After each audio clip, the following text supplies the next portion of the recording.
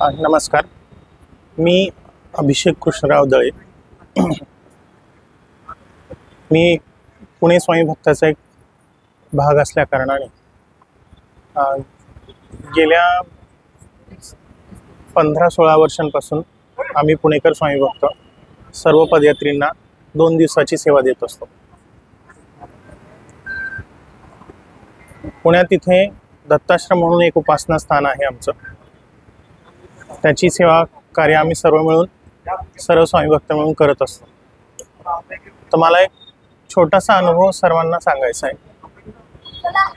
जो गेल्या 15 वर्षात जी आम्ही सेवा देतो त्याच्यात 2 वेळा तसा अनुभव आला.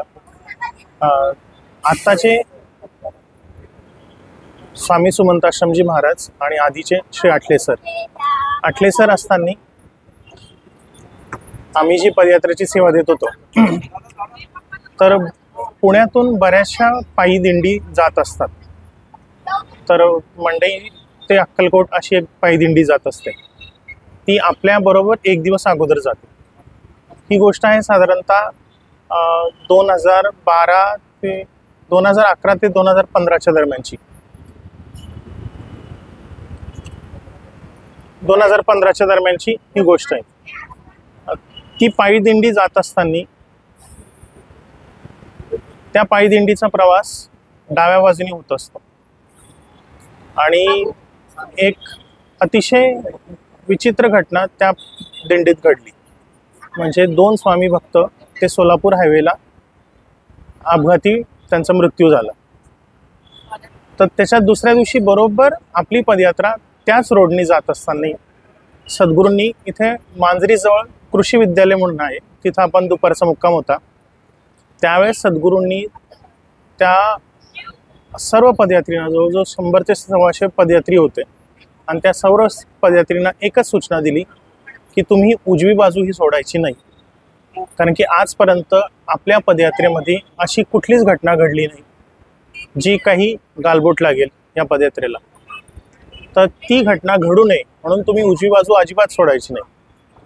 का तर 92-93 पासून सद्गुरू जी पदयात्रा करतायत, तर उजव्या बाजूनेच सगळ्या पायी चालत गेलेत सगळे पदयात्री.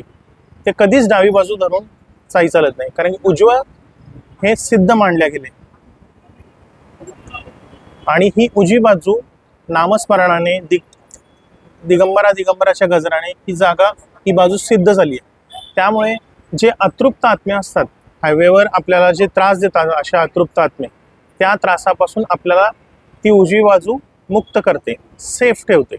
म्हणून सद्गुरूंनी हे मार्गदर्शन केलं होतं की तुम्ही सर्व पदयात्रींनी उजवी बाजू अजिबात नाही सोडायची. आणि ही घटना घडल्यानंतर सद्गुरूंनी एकच मार्गदर्शन केलं की पुढचा काळ थोडासा विचित्र आहे, वाईट आहे. तुम्ही त्यामुळे मी जे सांगतोय ते काळजीपूर्वक लक्ष द्या आणि तेच करा.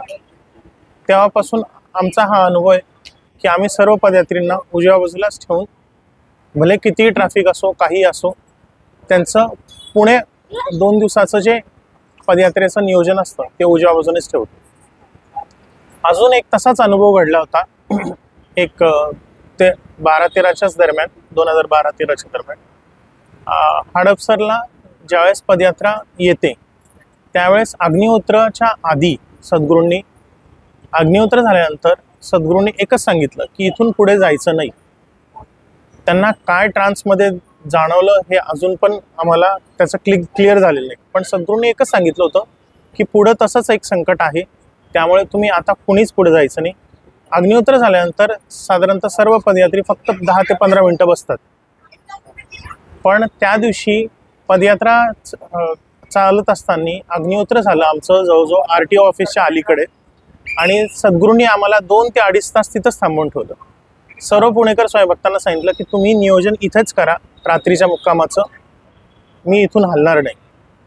कारण की हडपसरच्या रोडला एवढी ट्रॅफिक असताना 100-150 पदयात्री, बग्गी, हे सगळं नेणं, हे सद्गुरूंना दिसत होतं की त्याच्यात जर काही संकट आले आणि कोणाच्या जीवावर जर बेतली तर हा त्रास आपल्यालाच होईल सगळ्यांना. त्यामुळे तो संकट बघून सद्गुरूंनी एकच मार्गदर्शन केलं की 2.5 तास इथून पदयात्रा हलली नाही. जवळजवळ 2.5 तास झाले. सद्गुरूंनी आम्हाला स्थान शोधायला लावलं, तरी स्थान भेटलं नाही. शेवटी 2.5 तासानंतर जेव्हा ते वातावरण शांत झालं त्यावेळेस सद्गुरू म्हणे आता तुम्ही पदयात्रा पुढे नेऊ शकतात.